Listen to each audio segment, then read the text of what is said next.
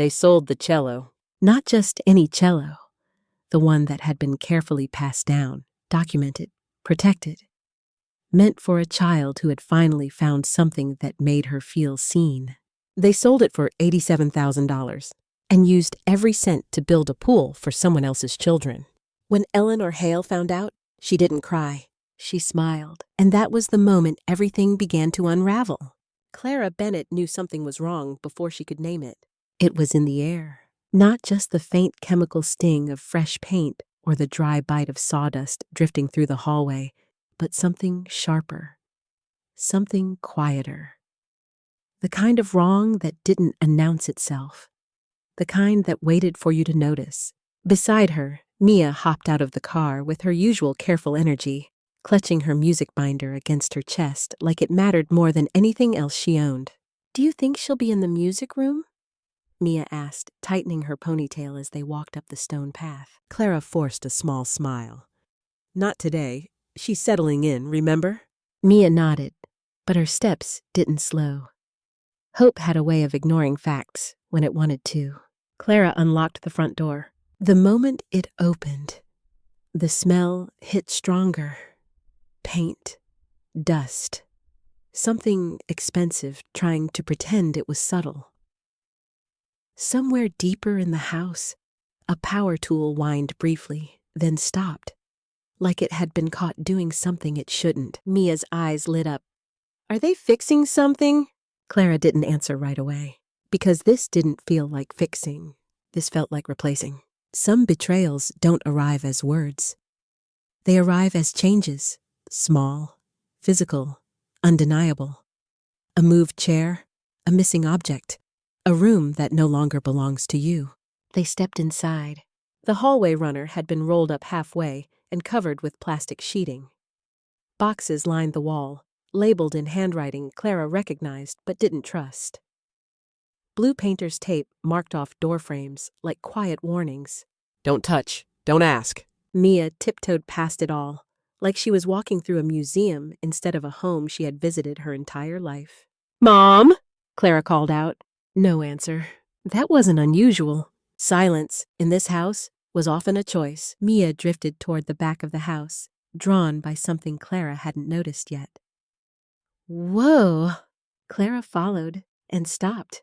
The backyard had been torn open. What used to be grass was now a deep, rectangular excavation carved into the earth. Dirt piles rose like uneven hills, framing a structure that was already taking shape. Concrete outlines, metal bars, stacks of stone waiting their turn. A pool. Not small, not subtle. A statement. "Is that for us?" Mia asked softly. The question landed harder than it should have. Clara swallowed. "I don't know." But she did know. Or at least she was starting to. There are moments when the truth doesn't fully form, but your body understands it anyway. A tightening chest, a quiet dread, the sense that something has already been decided, and you weren't part of it. "Let's get your cello," Clara said quickly. That was the anchor, the constant, the one thing that hadn't changed. They walked down the hallway, past the taped edges and stacked boxes, toward the one room that had always felt untouched by the rest of the house. The music room. It had always belonged to Eleanor Hale in a way no one argued with. Even when she lived there, even when she didn't. The temperature was controlled, the air carefully balanced. Shelves held old sheet music, worn at the edges but treated like something sacred. And in the corner, Clara pushed the door open. The humidifier hummed softly, steady as ever. The chair was in place. The stand stood waiting. But the corner was empty. Not rearranged. Not covered. Empty. Mia didn't speak. She stepped inside slowly, her movements cautious, like she was approaching something fragile that might shatter if she got too close. Her eyes scanned the room. Corner, shelf, behind the chair, back again. Looking for something that should have been there. Something that had always been there. Did she move it? Mia asked finally, her voice small, controlled. Clara's throat tightened. No. Mia walked to the exact spot where the case used to rest. Her fingers hovered in the air for a second before lowering carefully, as if she expected to feel wood beneath them. There was nothing. She pulled her hand back quickly. Then where is it? Not angry, not accusing, just careful. That was the part that hurt the most. Not the question, but the way she asked it.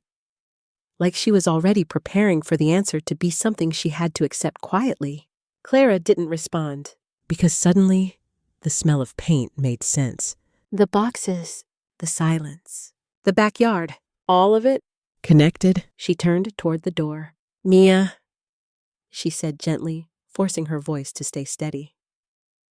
Stay here for a minute, okay? Mia nodded. Of course she did. Clara stepped back into the hallway, her pulse loud in her ears now, each beat sharper than the last. She already knew. Not fully, not officially, but enough. Sometimes the truth doesn't arrive as a discovery. It arrives as a realization that you've been ignoring what was obvious all along. Clara walked toward the kitchen, and with every step, the feeling grew stronger. Whatever had happened, it wasn't a mistake. It was a decision. Clara didn't rush. That was the strange part. Her body felt like it should be moving faster, storming, demanding, breaking something just to match the pressure building in her chest. But instead, her steps were steady, measured, controlled. The hallway seemed longer than usual, stretched thin by the weight of what she already suspected. Anger, Clara had learned, wasn't always loud. Sometimes it sharpened everything instead. Every sound, every detail, every word waiting to be said. Voices drifted from the kitchen. Normal voices. Light, casual. Like nothing had been taken. Clara stepped into the doorway. Her mother, Linda Hale, stood at the counter, stirring something in a ceramic mug like she had all the time in the world. Her father, Thomas, sat at the table scrolling through his tablet. Posture relaxed, expression untouched by anything resembling urgency. And Sophie, of course Sophie, leaned against the island, sipping something green from a glass bottle, her attention half on her phone. No one looked surprised to see Clara. That was the first confirmation. Where is it? Clara asked. Her voice was calm. Too calm. Linda glanced up slowly. Good morning to you too. Thomas didn't look up. What's the issue now? Clara held her ground. Mia's cello! That got Sophie's attention. Barely. She rolled her eyes without lifting her head. Seriously? Clara didn't move. Where is it? Linda took a sip from her mug, then set it down with quiet precision. Your father handled that. The word landed wrong. Handled. Clara's jaw tightened. Handled how? Thomas sighed, like she was interrupting something far more important than the truth. He finally looked up. We sold it. The room didn't react. No pause, no shift. Just that sentence, placed neatly between them like it belonged there. Clara blinked. You sold it? Yes, Thomas said, as if he were explaining something obvious. It was valuable, sitting there unused. It wasn't unused, Clara said, her voice tightening despite herself. Mia plays it. Sophie let out a small laugh. She's 11. Clara turned to her. And she doesn't need an $80,000 instrument? Sophie said, shrugging. That's ridiculous. It wasn't yours to decide. Linda raised a hand, not to calm things, but to dismiss them. Clara, don't start. Don't start. It was always that phrase. As if conflict appeared out of nowhere, instead of growing quietly from everything they chose not to see. Clara took a step forward. You sold my daughter's cello. Thomas leaned back in his chair. It was a family asset. No, Clara said sharply. It wasn't. Her voice cut through the room in a way it hadn't before. For a second, even Sophie looked up. It was given to Mia, Clara continued, each word deliberate now. By Eleanor. You know that. Linda's expression hardened slightly, not angry, just annoyed. Eleanor wasn't using it anymore. That doesn't make it yours. Sophie set her bottle down with a soft clink. Okay, but let's be realistic here. My kids are actually going to use the pool. Clara stared at her. The pool. Linda gestured vaguely toward the backyard. We're improving the house. For the children. The children, Clara repeated slowly. It sounded wrong. Incomplete. Funny how the word family could stretch to include some people and shrink just enough to leave others out. Mia is a child, Clara said. Linda smiled, thin and practiced. Of course she is. And she'll be fine. You can rent her something suitable. Plenty of kids do. Something inside Clara shifted. Not snapped. Settled. There it was. Not cruelty in the dramatic sense. No shouting, no slammed doors, just quiet decisions. Quiet priorities. Quiet exclusions that stacked up until they became something impossible to ignore. She loved that instrument, Clara said, softer now. Thomas shrugged. She'll adjust. Of course she will. Clara almost laughed, because that was the expectation, wasn't it?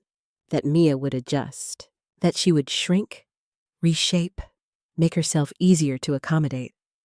Just like Clara had done for most of her life. Being easy had always been rewarded in this family. Not with love, but with the absence of conflict. And for a long time, Clara had mistaken that for the same thing. Who did you sell it to? Clara asked. Thomas waved a hand. A collector, private buyer, paid quickly.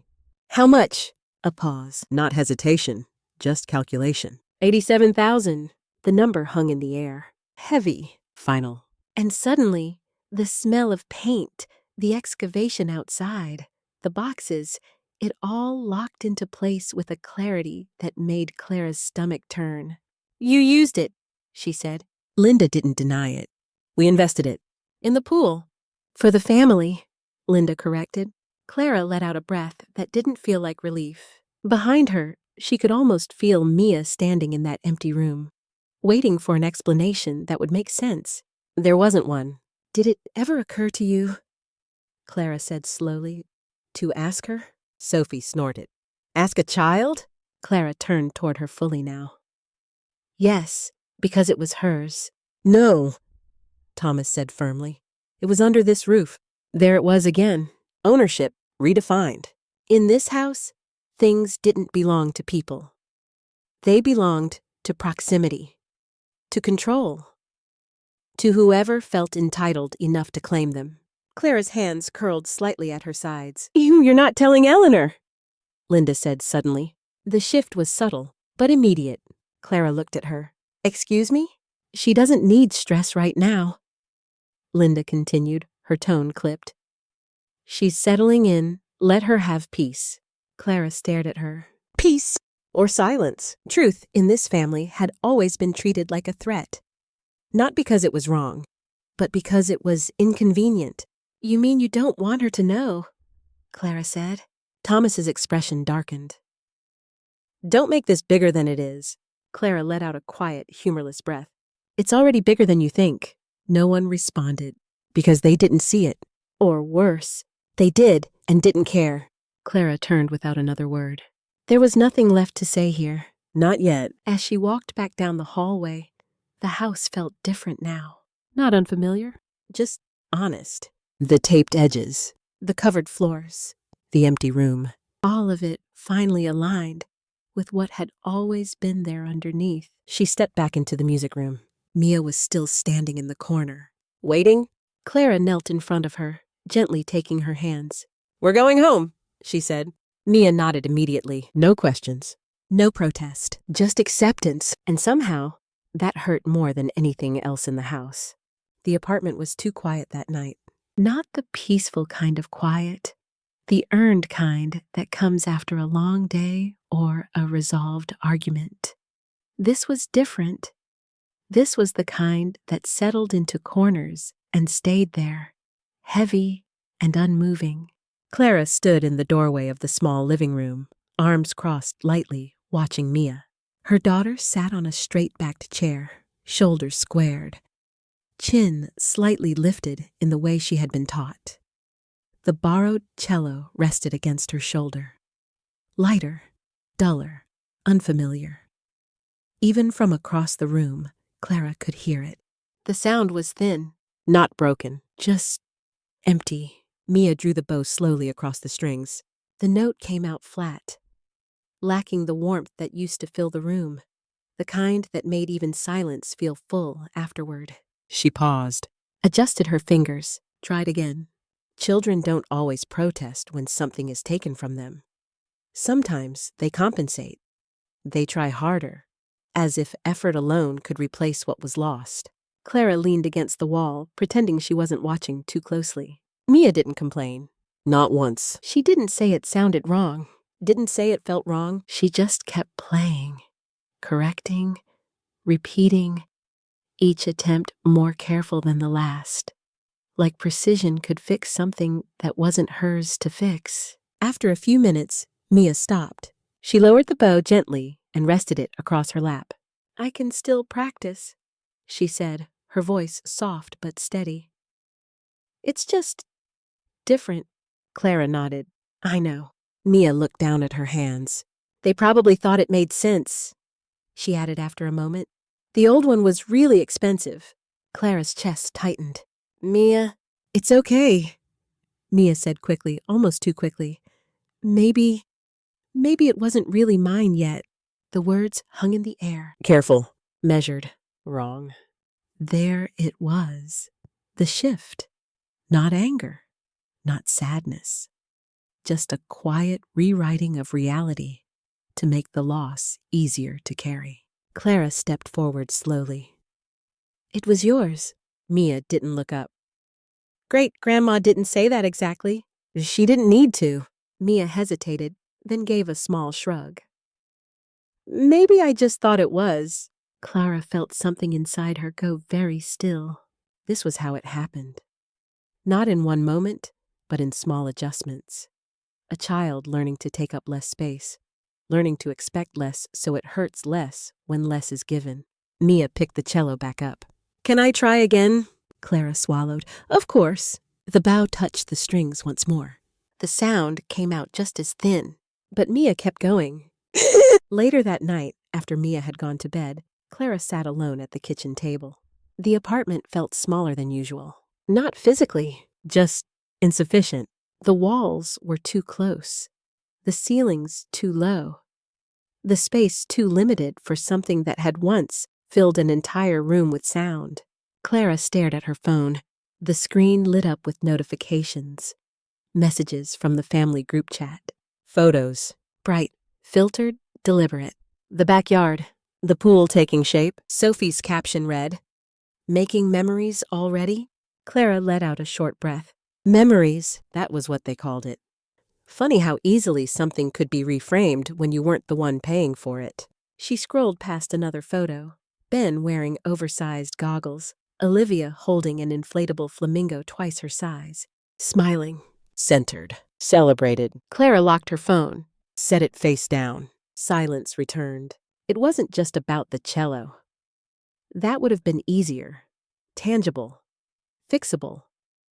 This was about something older, something quieter.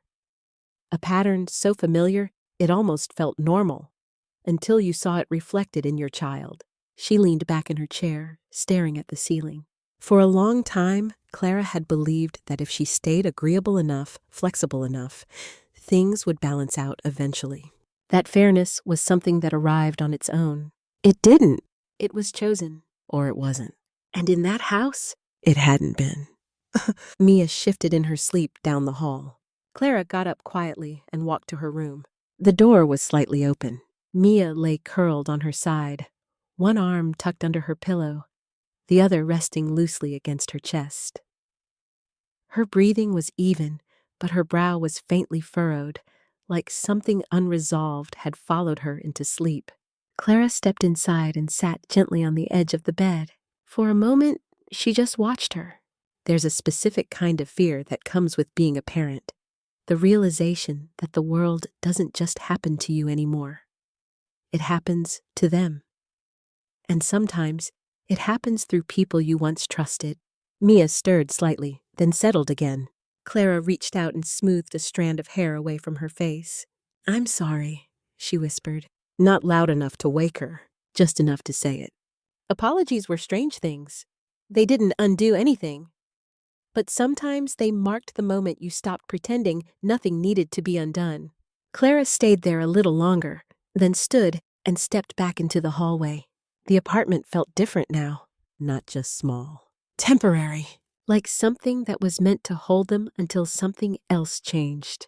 Clara walked back to the kitchen and picked up her phone again. Her thumb hovered over one contact.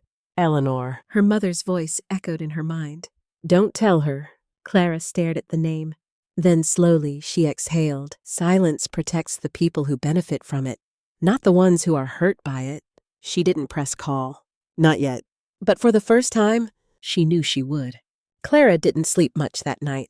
Not because she couldn't, but because her mind refused to settle into anything resembling rest. Every time she closed her eyes, she saw the same things. The empty corner of the music room, Mia's careful voice, the casual way her father had said we sold it, like it had never belonged to anyone. By morning, the exhaustion had settled into something sharper. Clarity. Mia was already awake when Clara stepped into the kitchen. She sat at the table with a bowl of cereal, flipping through her music binder.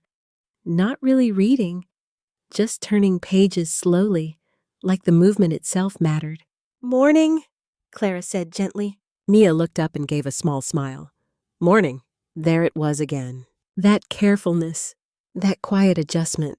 Clara poured herself coffee, though she didn't really want it. She needed something to hold.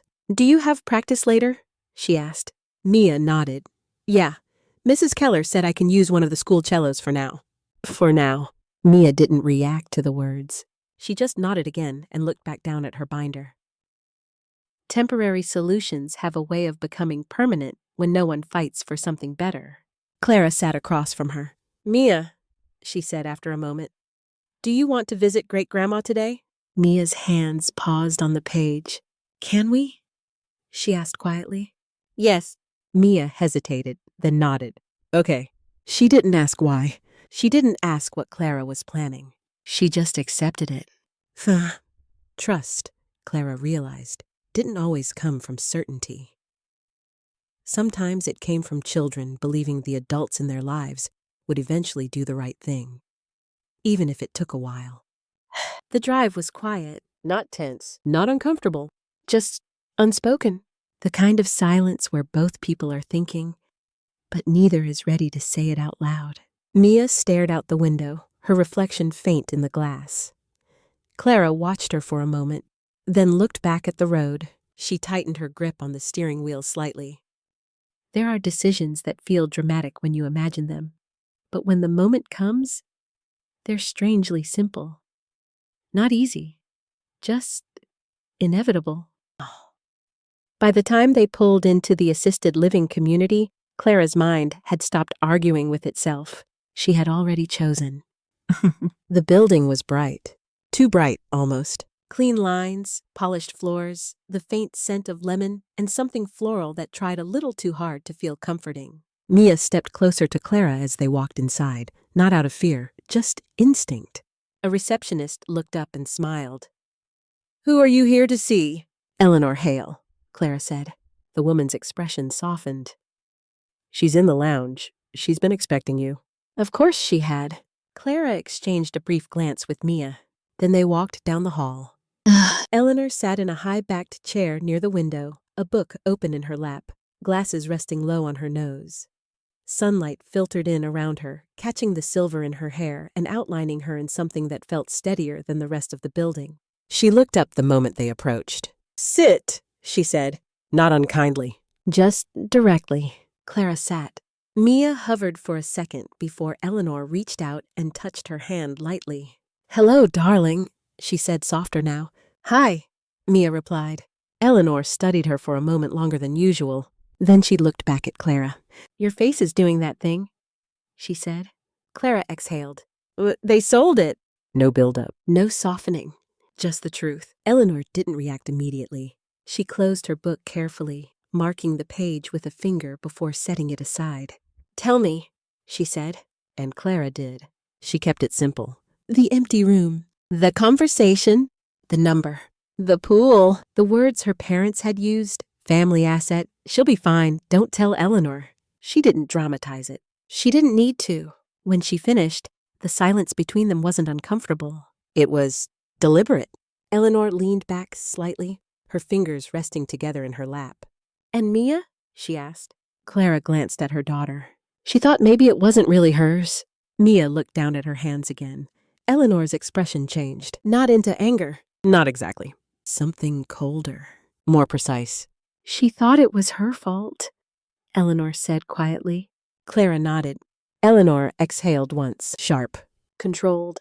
Some people respond to betrayal with emotion. Others respond with clarity. The kind that doesn't need to raise its voice to be heard. "When did you last see the file?" Eleanor asked. Clara blinked. "What file?" "The documentation," Eleanor said. "Appraisal? Photographs? Identifiers?" Clara straightened slightly. "A few months ago, you showed me." Eleanor nodded once. "Good." She leaned forward just a fraction. "Do you have anything in writing?" She continued. "Messages? Photos? Evidence of the renovations?" Clara thought for a moment. "Sophie's been posting everything. I can screenshot it." "Do that?" Mia looked between them, confused but quiet. Clara hesitated. "Grandma, are you okay?" Eleanor looked at her over the rim of her glasses. "I am not the one who should be worried," she said. The words landed differently than Clara expected. "Not dramatic, certain." Eleanor reached for her phone. "I'm going to make a call." Clara didn't ask who. She already understood that whatever was happening, it had moved beyond conversation. Eleanor stepped a short distance away, speaking quietly into the phone. Her voice was calm, measured, almost polite. But there was something underneath it, something final. She returned a minute later and sat back down. "I will handle it," she said. Clara frowned slightly. "Handle it how?" Eleanor smiled faintly. "Not with shouting," she said. She reached out and took Mia's hand again, giving it a gentle squeeze. "You didn't lose anything," she told her. "Do you understand?" Mia nodded, though her eyes were still uncertain. Eleanor looked back at Clara. "Go home," she said. "Be with her. Let her practice. Let things feel normal where they can." Clara hesitated. "And them?" Eleanor's smile didn't reach her eyes this time. "Let them enjoy their pool." A pause. Then more quietly, "It won't last." Power, Clara realized, didn't always announce itself. Sometimes it waited, organized itself, and then moved, quickly, quietly, and without asking permission. As Clara stood to leave, something inside her felt different. Not lighter, but steadier. For the first time since stepping into that empty music room, she wasn't just reacting anymore. Something had begun. And whatever it was already in motion. Nothing happened. That was the strangest part. Clara had expected something, an argument, a message, a sudden shift in tone from her parents. Maybe even a defensive phone call, layered with guilt disguised as concern. But the next day came. And then the next, and everything stayed exactly the same. Sometimes the most unsettling moments aren't when things explode, but when they don't. When something has clearly been set in motion, and yet the surface remains untouched.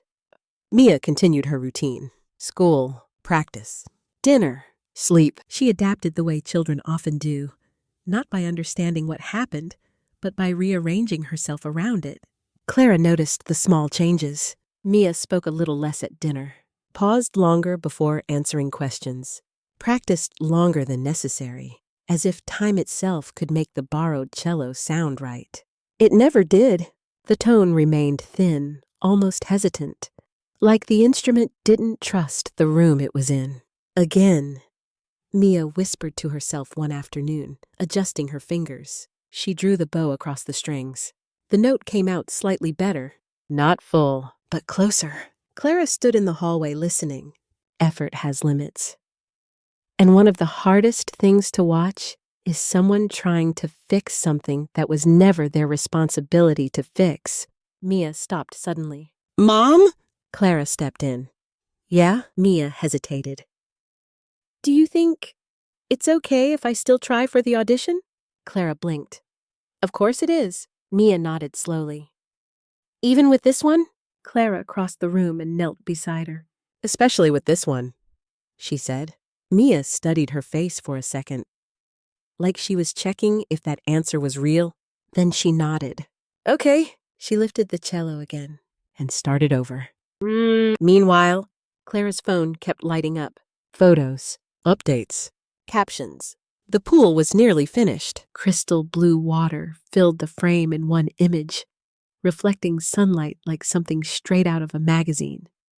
In another, Sophie stood beside it, sunglasses on, one hand on her hip, captioned, "Worth every second." Clara stared at the screen, then locked it. There's a specific kind of arrogance that comes from believing there will be no consequences. Not loud arrogance, quiet certainty. The kind that posts photos before asking questions.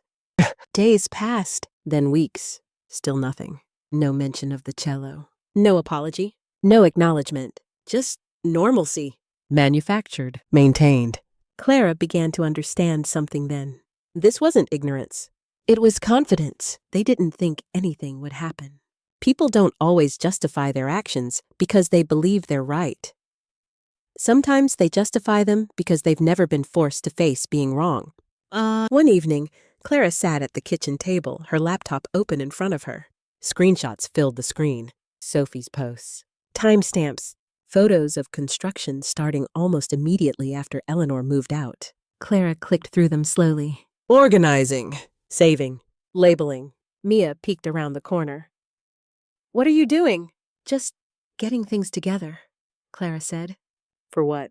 Clara hesitated, then gave a small, careful smile. In case we need them. Mia nodded, accepting that answer without pressing further. Children often understand more than we think. They just choose when to ask and when to wait. That night, Clara's phone buzzed. A message, family group chat. She almost ignored it. Almost. But something told her not to. She opened it. A single message from Linda. BBQ this Saturday, 2 p.m., pool's done. Bring something. No greeting, no softness. Just logistics, like nothing had happened. Like everything was fine. Clara stared at the message for a long moment. Mia walked over and glanced at the screen. Are we going? She asked quietly. Clara didn't answer right away. She looked at her daughter, at the careful posture, the quiet voice, the way she stood slightly behind instead of beside. This wasn't just about what had been taken. It was about what had been taught. That she should accept it. That she should stay quiet. That she should fit into whatever space was left for her. Clara's chest tightened. I don't know yet, she said. Mia nodded. Of course she did. The next morning, Clara's phone rang. Eleanor, Clara answered immediately. Hi, we're going, Eleanor said. No greeting, no hesitation. Clara straightened. Going where? The party? Clara frowned. Grandma, I don't want Mia watching you swallow this, Eleanor said calmly. The words landed hard, not harsh, just accurate. Clara looked across the room at Mia, who was quietly packing her school bag. Her movements were neat, controlled, small. Clara closed her eyes for a second, then opened them. Okay, she said. There was a pause on the line. Then Eleanor added almost lightly, It's in motion. Clara's grip tightened on the phone. What is? The cello. Clara's heart skipped. What do you mean? A faint smile in Eleanor's voice. You'll see. The line clicked off. Saturday came faster than expected. The air was warm, too warm, heavy, like something waiting. Mia stood in her room, pulling a light shirt over her swimsuit. She hesitated in front of the mirror for a second, adjusting the fabric like she wasn't sure if she should be excited. Ready? Clara asked from the doorway. Mia nodded. Yeah, but her voice didn't match. Hope is a stubborn thing. Even after disappointment, it lingers. Quiet, cautious, waiting for a reason to exist again. They walked out together. Clara grabbed her keys, and for the first time since all of this began, she wasn't unsure anymore. She wasn't reacting. She wasn't hesitating. She was walking into it, whatever it was. There are moments when the story shifts, not because something happens, but because someone decides they're done accepting what already has. And somewhere beneath the surface, everything was already moving. 6 weeks is not a long time. Not on paper. Not when measured in calendars or marked by passing weekends. But when something is unresolved, when something has been taken and not returned, time stretches. It lingers. It settles into the spaces between moments and refuses to move cleanly forward. For Clara, the 6 weeks after Eleanor's call felt exactly like that. Unfinished. Suspended. Waiting is its own kind of tension. Not loud, not visible, but constant. Like holding your breath without realizing it. Mia adjusted. Of course she did. She adjusted to the borrowed cello. Then to the rented one Clara managed to find through her teacher. A slightly better instrument, warmer in tone, but still not hers. Not quite right. The sound improved, but it didn't bloom. Not the way it used to. Mia noticed. Clara knew she did, but she never said it out loud. Instead, Mia practiced longer. More carefully, more deliberately, as if precision could compensate for absence. One afternoon, Clara found her mid-practice, repeating the same passage over and over again. Again, Mia whispered under her breath. The note faltered slightly. She stopped. Reset. Tried again. There's a difference between discipline and pressure. From the outside, they look the same. From the inside, one builds you, and the other slowly convinces you that you're not enough yet. Mia, Clara said gently from the doorway. Mia glanced up. Yeah? take a break. Mia shook her head. I'm close. Clara stepped inside. You've been playing for 2 hours. I know. Another note, another correction. I just want it to sound right. Clara didn't respond immediately, because that sentence, it wasn't about the music. Sometimes children don't say what they feel. They translate it into something safer, something measurable, something they can control. Clara crossed the room and rested a hand lightly on Mia's shoulder. It already does, she said. Mia hesitated, then gave a small nod, but she didn't look convinced. Meanwhile, the world outside continued like nothing had happened. Photos kept appearing. The pool, finished now. Perfect. Blue water, clean lines, polished stone. Sophie posted almost daily. Ben jumping in. Olivia floating on oversized inflatables. Linda smiling beside the grill. Thomas standing proudly in the background. Best decision we've made. Family time. So worth it. Clara stared at the screen one evening, her thumb hovering over the comments. She didn't type anything, didn't react, didn't engage. There's a strange kind of power in pretending everything is fine. Not because it convinces others, but because it delays consequences. It buys time. And for people who have never been challenged, that time feels like proof they were right all along. She locked her phone, set it aside, and went back to the quiet. Mia grew quieter too, not dramatically. Not in a way that would alarm anyone who wasn't paying attention. But Clara was. Mia spoke less at dinner. Laughed less often. Thought longer before answering simple questions. It wasn't sadness exactly. It was caution.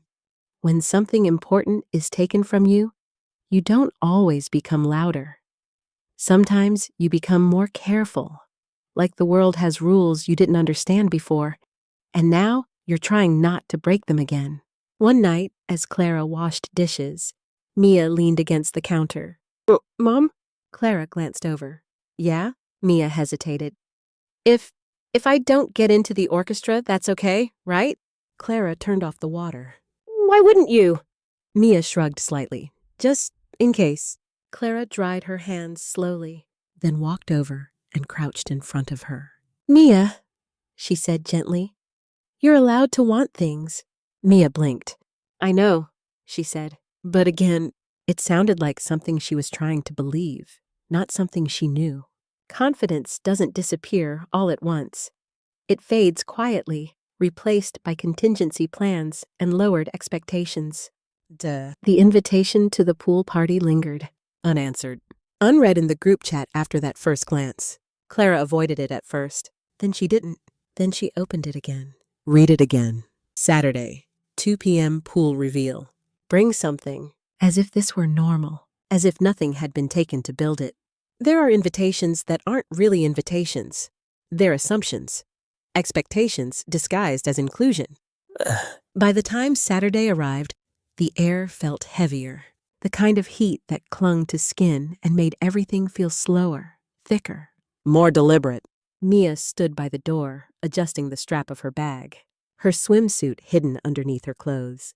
Hope, still there, quieter, but present. "Do we have to stay long?" she asked. Clara looked at her, at the careful way she phrased it. Not, "Do we have to go?" Just, "How long?" Clara reached out and smoothed a crease in her sleeve. "We'll stay as long as we need to," she said. Mia nodded. That was enough. The drive felt shorter than usual, or maybe Clara just didn't notice it. Her focus was elsewhere. On Eleanor's words, "It's in motion," on the certainty in her voice, on the absence of fear. There's a difference between waiting and knowing. Clara didn't know what was coming, but she knew something was. When they turned onto the street, the first thing Clara noticed was the cars, lined up along the curb. More than usual. More than necessary. A crowd. Of course. This wasn't just a pool. It was a statement. A display. Clara parked slowly. Mia unbuckled her seatbelt, then paused. For just a second, Clara noticed. Of course she did. "It's okay," Clara said quietly. Mia nodded, opened the door, stepped out. As they walked toward the house, Clara felt it again. That shift. That subtle, almost invisible change in the air. Not fear. Not hesitation. Something else. There are moments when everything feels ordinary on the surface, but underneath, something has already changed. Something irreversible. You just haven't seen it yet. Clara reached for Mia's hand. Mia took it, and together, they walked in. The backyard looked like a magazine spread. Clean lines, bright light, water so blue it didn't feel real. For a moment, Clara stood still at the edge of it, taking everything in. The smooth stone tiles, the neatly arranged chairs, the string lights draped overhead as if they had always belonged there. Laughter drifted through the air, light and easy, carried by people who hadn't had anything taken from them. It was perfect. Too perfect. There's something unsettling about perfection when you know what it cost. It stops looking like success. It starts looking like evidence. Mia stepped slightly behind Clara. Not hiding. Just placing herself carefully. Clara felt it without looking. That instinct to stay small. Her hand moved back, brushing lightly against Mia's arm, grounding her there. "You okay?" she asked quietly. Mia nodded. "Yeah." But her eyes were already scanning the pool, not with excitement, with recognition. Children understand more than they're given credit for. They just don't always have the words to explain it. "Emily!" Linda's voice cut through the air before Clara could respond. Bright. Practiced. A little too loud. Clara turned. Her mother stood near the grill, one hand resting lightly on the counter, posture straight, smile fixed in place like it had been rehearsed. "You made it," Linda said. "Not I'm glad you're here. Just confirmation." "We did," Clara replied evenly. Sophie glanced over from a group near the pool, her sunglasses perched on top of her head. She gave Clara a quick once-over before shifting her attention to Mia. "Hey," she said. Mia nodded politely. "Hi." That was it. No warmth. No follow-up. Just acknowledgement. In some families, inclusion isn't about connection. It's about proximity. You're there, but that doesn't mean you belong. A splash echoed across the yard. Ben launched himself into the pool with a loud yell, water spraying outward in a chaotic arc. Laughter followed. Olivia squealed from her float, gripping the sides dramatically as if she were on open water instead of a controlled backyard pool. Sophie laughed, raising her drink. Careful, but there was no real concern in it. Just indulgence. Clara glanced at Mia. Her daughter watched the scene quietly. Her towel folded neatly in her hands, fingers gripping the edge just a little too tightly. She didn't step forward, didn't ask to join. She just stood there, observing. There's a difference between being left out and learning not to step in at all. Clara rested her hand on Mia's shoulder. Mia leaned into it, just slightly. Thomas appeared beside them, his presence as steady and unbothered as ever. Good turnout, he said, gesturing vaguely to the crowd. Clara didn't respond. What was there to say? That it looked nice? That it had turned out well? There are moments when politeness feels like participation, and Clara had spent too long confusing the two. Food's almost ready, Linda called out, clapping her hands lightly.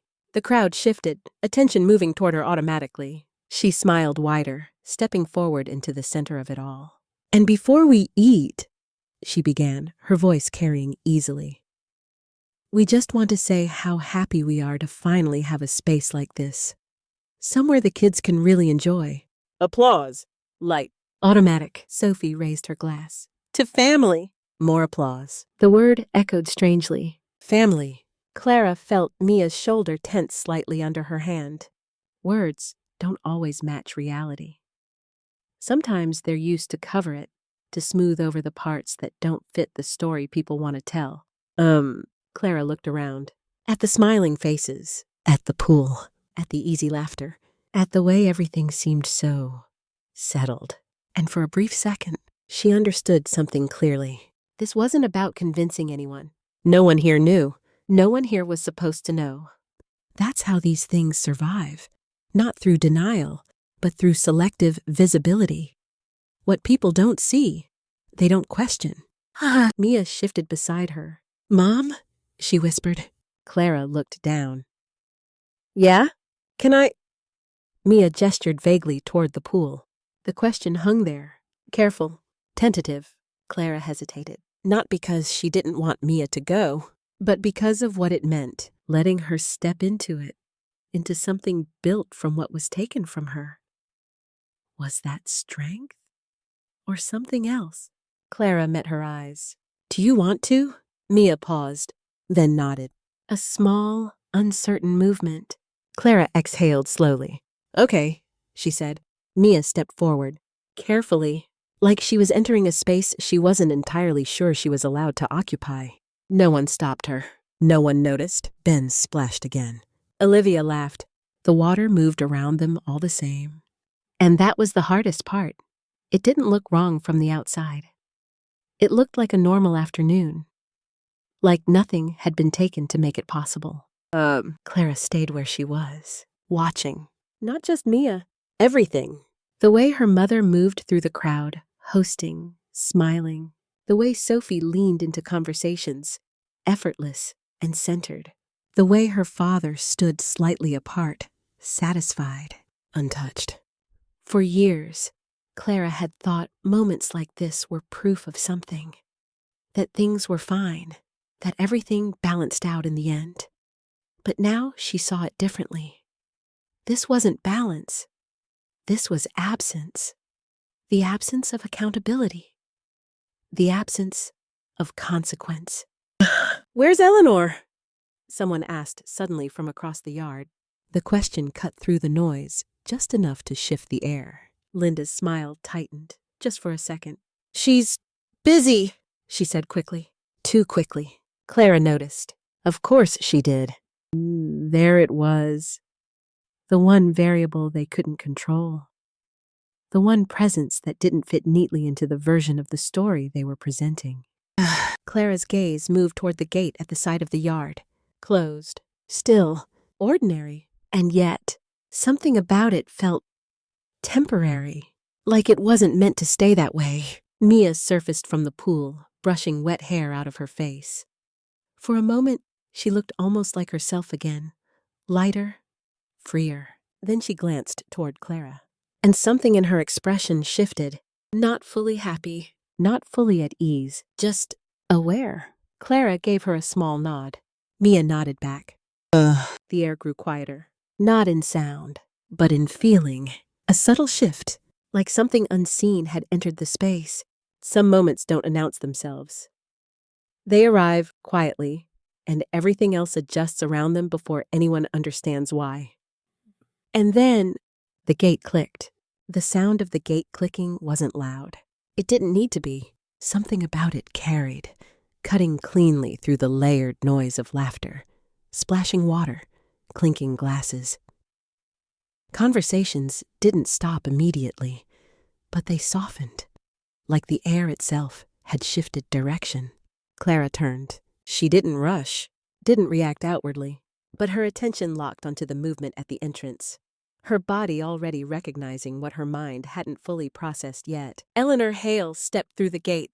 Not slowly, not dramatically, just deliberately. She wore a crisp blouse, light-colored slacks, and the same composed expression she always carried. The kind that didn't demand attention, but never failed to command it. Beside her walked Daniel Reeves, calm, professional, holding a slim folder. The kind that didn't belong at a pool party. Some presences don't need introduction. They alter the space simply by existing within it. The shift was immediate now. Subtle, but undeniable. Linda's smile flickered. Thomas straightened slightly. Sophie lowered her glass, her posture tightening in a way she didn't seem aware of yet. "Mom?" Linda said, forcing a light tone that didn't quite land. "This is unexpected." Eleanor's gaze swept the yard once, taking everything in. The water, the stone, the people, the performance. "Well," she said calmly, "you've been busy. No accusation, no raised voice, just observation. And somehow, that made it worse. There's a particular kind of discomfort that comes from being seen clearly, without distortion, without explanation. Just seen."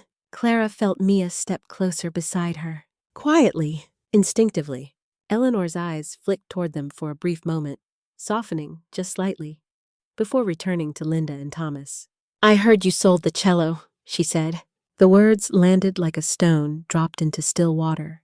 Ripples moved through the crowd, not visible, but felt. Linda's fingers tightened around her glass. "We didn't want to upset you," she replied quickly. Eleanor lifted a hand. Not sharply. "Just enough." "You didn't want consequences," she said. The silence that followed wasn't complete, but it was heavy. Conversation stalled. Movement slowed. People listened without meaning to. Truth doesn't need volume. It just needs space, and suddenly there was plenty of it. Thomas cleared his throat. "Maybe we should talk about this inside." Eleanor smiled faintly. "You've had plenty of time to talk privately," she said. A few people shifted uncomfortably. Someone near the back let out a small, nervous laugh that faded too quickly. Sophie stepped forward slightly. "This isn't the time." Eleanor didn't look at her. "I won't keep you long," she said, addressing no one and everyone at once. "I know you're here to enjoy the pool." The word lingered. Pool. A quiet acknowledgement. A connection made without needing to be explained. Clara felt her breath slow. This was it. There are moments when tension stops building because it has reached its limit. After that, it doesn't rise. It releases. Eleanor turned back to Linda and Thomas. "The cello," she continued, her tone steady, "was not yours to sell." Linda blinked. "It was in the house." "It was held in trust," Eleanor said. The words cut clean, precise, final. A pause, long enough to register, not long enough to recover. "I am the trustee," Eleanor continued. "Mia is the beneficiary." For a second, no one spoke, because the meaning hadn't fully landed yet. Then it did, and everything shifted. There it is, that moment when reality replaces assumption, when something you thought was yours never was. Thomas stared at her. "What?" Eleanor didn't repeat herself. She didn't need to.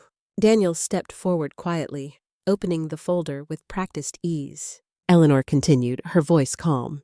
"I documented that instrument. Appraisal, photographs, identifying marks, insurance registration. Every detail necessary to establish ownership." Linda shook her head slightly.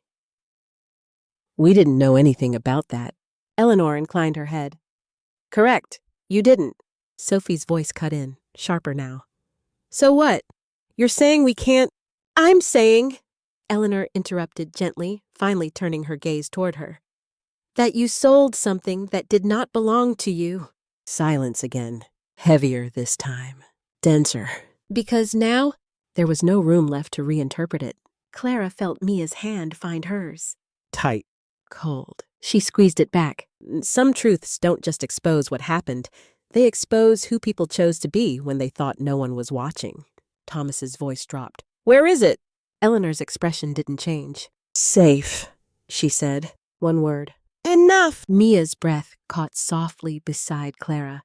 Not a sob, not a gasp, just a small release of something that had been held too long. Eleanor glanced at her again. And for a brief second, her expression softened. You didn't lose it, she said quietly. Mia nodded, her grip tightening slightly. Then Eleanor looked back at Linda and Thomas. You will be contacted regarding restitution, she continued. Daniel stepped forward, extending the documents. Formal. Unavoidable. Linda stepped back instinctively. Thomas didn't move. Sophie stared at the papers like they were something offensive. This is ridiculous, she said. Eleanor tilted her head slightly. No, she replied. It's precise. There's a difference between punishment and consequence. One is emotional. The other is structural. And structural things don't bend just because someone is uncomfortable. No one applauded now. No one spoke. The pool shimmered behind them, bright and untouched. But the illusion was gone. Completely. And for the first time since Clara had stepped into that backyard, everything finally looked exactly like what it was. No one told the party it was over, but it was. Not in a dramatic way. No shouting, no sudden exits, no scene loud enough to match what had just happened. Instead, it unraveled quietly, like something delicate that had been holding itself together just long enough to be seen, and then simply stopped. People began to move, slowly at first. A glance at a watch. A half-finished drink set down on a table. A murmured excuse. We should probably head out. Early morning tomorrow? Great seeing everyone. No one mentioned the cello. No one mentioned the documents. But everyone understood. Social gatherings have an unspoken rule. Ignore what makes things uncomfortable. But there are moments when discomfort grows too large to ignore, and the only polite response left is to leave. Linda hadn't moved. She stood near the grill, her posture rigid now, her expression no longer rehearsed. Just blank. Thomas remained at the table, staring at the papers Daniel had handed him, though he hadn't taken them yet. Sophie was the only one who still seemed capable of reacting. This is insane, she said, her voice sharp enough to cut through what remained of the silence. You can't just walk in here and— I didn't just walk in, Eleanor replied calmly. Sophie faltered. Eleanor stepped forward. Not aggressively, but with quiet intention. You sold something that did not belong to you, she continued. You used the money. You displayed the result. Her gaze shifted briefly toward the pool. Then back. This is not confusion, she said. This is action. There it was again, that clarity. No exaggeration, no emotion layered over the facts. Just the truth, stripped down to something that couldn't be argued with. Thomas finally spoke. We improved the property, he said, his voice strained but controlled. Eleanor's eyes narrowed slightly. You improved your comfort, she corrected. With money that was not yours. Linda's composure cracked. Mom, she said, her voice shaking now. You're making this into something it's not. Eleanor looked at her, and for the first time, there was something sharper in her expression. No, she said. You did that. Silence again. Heavier now, because this time, it wasn't just about what had happened. It was about ownership of it. There's a moment in every conflict where the story splits between what people want to believe and what actually is. And once that split becomes visible, it's almost impossible to close again. Daniel cleared his throat gently. Mr. and Mrs. Hale, he said, his tone professional, measured. These documents outline the next steps regarding the unlawful sale of the instrument, as well as property matters. Thomas didn't take them. Linda didn't move. Sophie stepped forward and grabbed the papers instead, her movements sharp and defensive. You're kicking us out? She demanded, scanning the page. 60 days, Daniel confirmed. Linda's head snapped up. What? Eleanor's voice remained steady. You will vacate the house within that time. Linda stared at her. This is our home. Eleanor tilted her head slightly. It is the house you live in, she said. A pause. Then, that is not the same thing. Some distinctions seem small until they change everything. Thomas's face had gone pale. You're serious, he said. Eleanor didn't respond. She didn't need to. Nay. Mia shifted beside Clara. Clara felt it. The tension, the uncertainty, the quiet weight of everything unfolding in front of her. She looked down. Mia's eyes were wide, not with fear, but with something else. Recognition. Understanding. Children notice justice in a way adults sometimes forget. Not the legal details, but the balance, the shift, the moment when something wrong is finally named as wrong. Mom, Mia whispered. Clara squeezed her hand. I'm here, she said softly. Sophie laughed suddenly, the sound brittle. So what? She snapped. Mia gets everything now? Clara turned toward her. For a moment, she didn't say anything. Because the question, it revealed more than Sophie intended. Then Clara spoke. She was getting a cello, she said. Nothing more, nothing less. The simplicity of it landed harder than anything else. Sometimes the truth doesn't need elaboration. It just needs to be said plainly, so people can hear how unreasonable everything else sounds in comparison. Linda's hands were shaking now. You can't do this, she said again, her voice softer, thinner. We're family. Eleanor's expression didn't change. Family does not remove consequence, she said. Thomas finally took the papers. His grip was tight, controlled, like he was holding something fragile, but dangerous. We'll fix this, he said. Eleanor nodded once. I expect you to try. Around them, the backyard had emptied. Almost completely. A few people lingered near the edges, unsure whether to stay or go. Ben and Olivia had been pulled out of the pool, their earlier excitement replaced with confusion they didn't yet understand. The water was still now. Perfect, untouched, but meaningless. It's strange how quickly something can lose its value. Not physically, but symbolically. The pool was still there, still expensive, still impressive. But now, it meant something else entirely. Mia tugged gently on Clara's hand. Do I get it back? She asked, her voice barely above a whisper. Clara looked down at her. Before she could answer, Eleanor did. Yes, she said. Mia's breath caught again. But this time, it wasn't held. It released slowly, like something inside her had finally been allowed to settle. Clara looked at her parents, at Sophie, at the pool, at everything that had been built, literally and otherwise, on the assumption that nothing would happen. And she realized something. This wasn't revenge. It wasn't punishment. It was correction. A realignment of something that had been off for far too long. Eleanor turned slightly, ready to leave. The moment was over. Not because it had resolved, but because it had been defined. Clear, unavoidable, final. Clara followed, Mia's hand still in hers, and as they walked toward the gate, Clara didn't look back, because for the first time, she didn't need to. The cello came back the next morning. Not with ceremony, not with an announcement, just a delivery. A hard case, worn slightly at the edges, carried carefully up the narrow steps to Clara's apartment by someone who didn't know what it meant and didn't need to. Clara signed for it with steady hands, closed the door, and for a moment, just stood there, looking at it. Some objects carry more than their physical weight. They hold time, intention, memory, and sometimes the quiet proof that something has been made right. Mia, Clara called softly. Footsteps down the hallway. Quick! Then slower, as Mia stepped into the room and saw it. She didn't run to it, didn't shout. She stopped. Right there.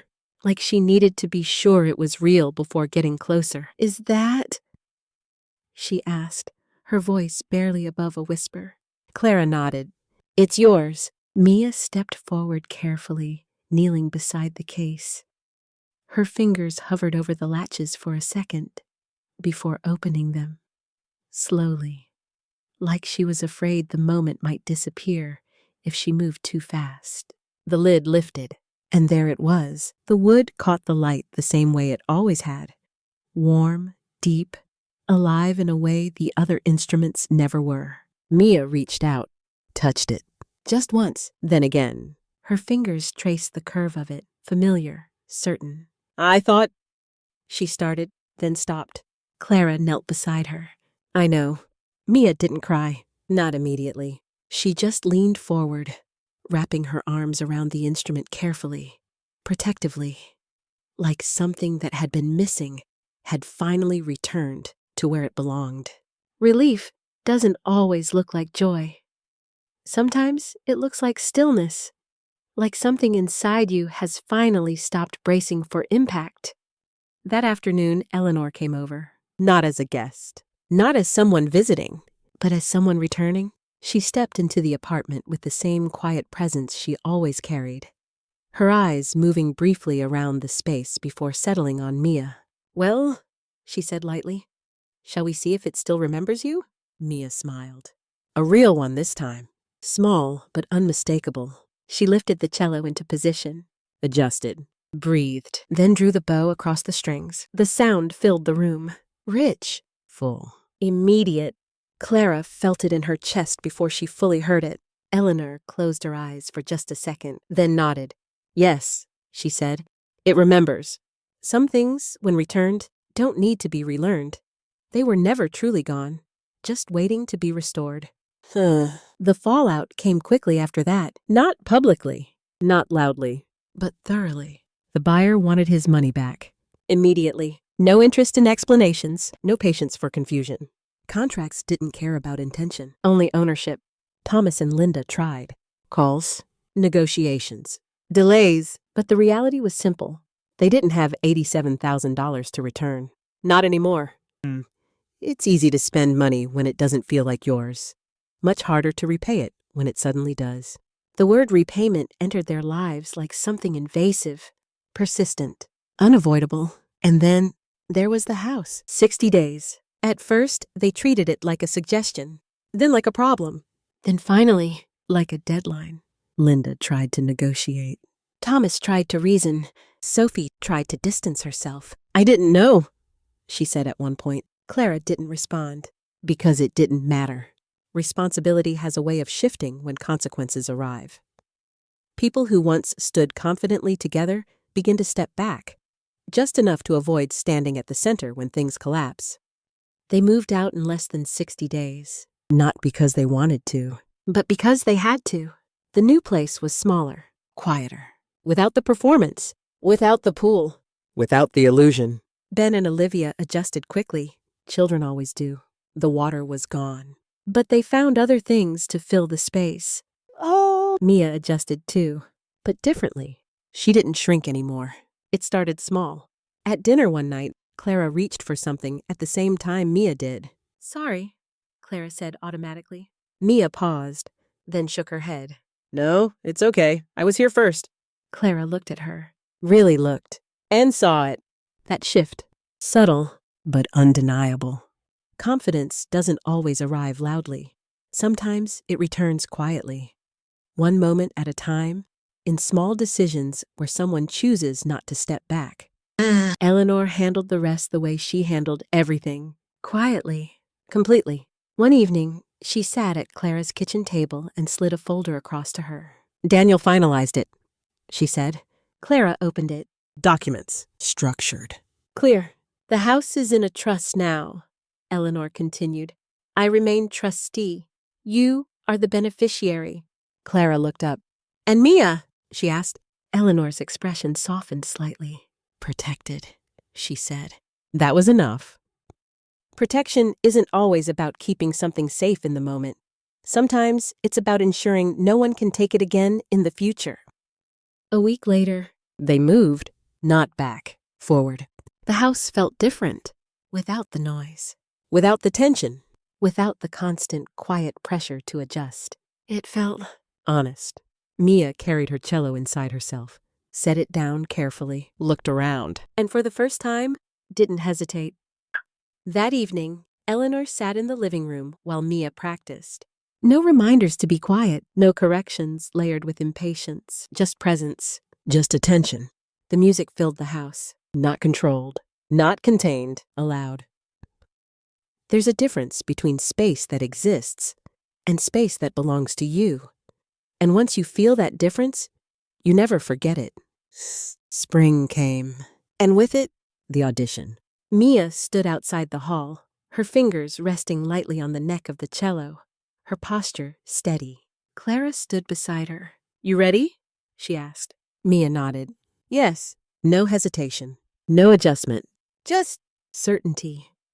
When Mia walked inside, Clara watched her go and realized something.